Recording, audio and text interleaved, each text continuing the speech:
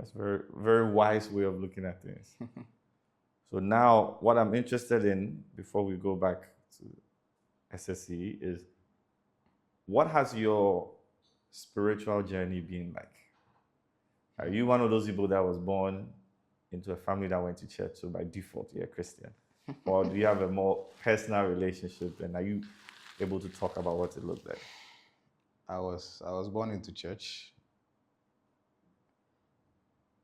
Just like everybody born into church thinks he or she is a Christian. That's what I thought. But eventually I had to make a decision regarding my faith. So I made that decision back in SHS.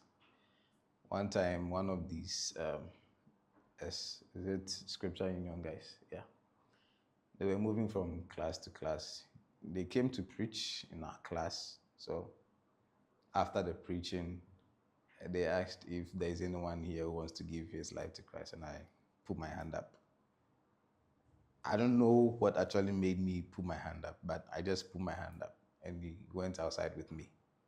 And he asked me, because I think he was actually shocked because no one was listening to him. Most of the people in the class were not listening to him. So he went outside. It was like, am I sure of what the decision I want to take? I'm like, yes. So he prayed and he led me to Christ and he prayed for me. So the next day, I think he came to check on me, and I think he checked on me for a while. Then he came out of school.